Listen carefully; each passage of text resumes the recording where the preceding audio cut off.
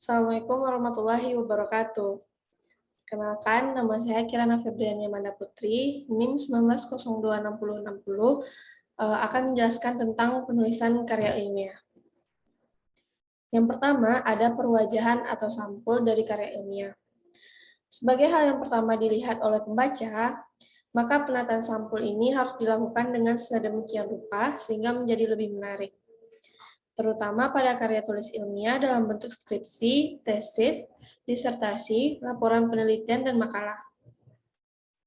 Selanjutnya, ada kemenarikan sampul. Kemenarikan sampul dinilai dari pewarnaan yang biasanya digunakan sampul berwarna netral seperti hitam dan warna putih. Yang kedua, penata rumusan judul, yang mana judul menginformasikan tentang persoalan atau isi yang dibahas. Selanjutnya, penggunaan lambang. Penggunaan lambang sendiri biasanya digunakan logo universitas atau fakultas penulis karya ilmiah. Selanjutnya, jenis huruf yang dipakai. Biasanya menggunakan huruf Times New Roman ukuran 14. Selanjutnya, susunan baris, rumusan judul. Sebuah karya ilmiah biasanya terdiri dari 2 atau 3 baris judul. Contohnya bisa teman-teman lihat di screen yang saya share. Materi selanjutnya, sistematika penjenjangan tulisan. Pada umumnya, sebuah karya tulis ilmiah dibangun oleh 3 komponen utama, yaitu bagian awal, bagian tengah, dan bagian akhir.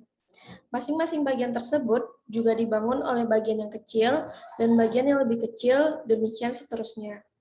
Pemilahan kepada aspek yang lebih kecil tersebut sangat ditentukan oleh berbagai hal, misalnya pemahaman penulis terhadap masalah, dan jenis karya tulis ilmiah yang akan dihasilkan.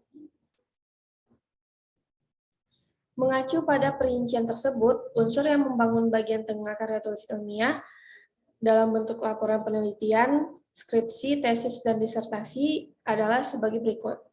Yang pertama ada pendahuluan, yang kedua ada kerangka teori, yang ketiga metodologi penelitian, yang keempat hasil yang biasa disebut dengan bab 1, dan kerangka teori lainnya.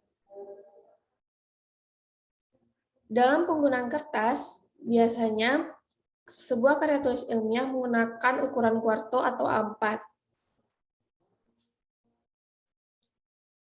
Dan juga ada aturan margin, yang mana dikosongkan 4 cm di bagian margin kiri, dikosongkan sejauh 2-3 cm margin kanan, dikosongkan 3-4 cm bagian bawah, dan dikosongkan 3 cm bagian bawah ke atas.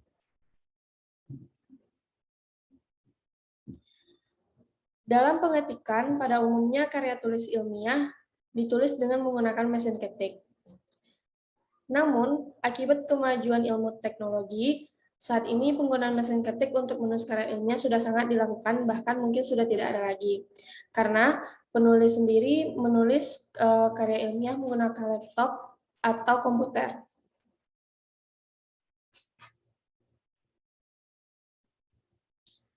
Paparan selanjutnya yaitu diawali dengan penggunaan jenis huruf, penebalan ketikan, pemiringan ketikan, pengetikan lampiran, pengetikan ilustrasi, dan pengetikan petikan. Jarak spasi antara satu baris dengan baris berikutnya, satu subbagian dengan subbagian berikutnya sangat bervariasi. Nah, biasanya jarak spasi antara baris pertama dengan baris kedua dan seterusnya pada pengetikan bagian-bagian unsur terdapat pada sampul, judul, identitas tulisan, identitas penulis, dan lembaga. Dan yang kedua, jarak spasi antara baris pertama dengan baris kedua dan seterusnya pada pengetikan halaman persembahan salah satu spasi. Dan yang ketiga, jarak spasi antara tulisan pernyataan dengan uraian adalah 4 spasi.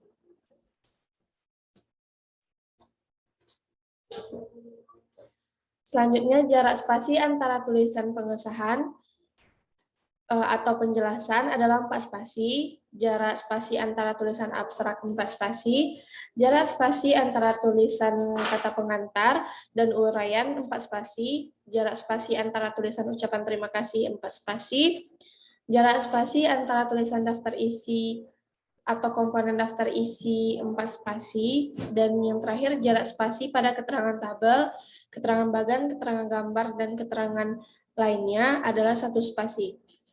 Sekian presentasi dari saya, semoga penjelasan saya bisa membantu dan menambah ilmu teman-teman semua. Sekian, terima kasih. Assalamualaikum warahmatullahi wabarakatuh.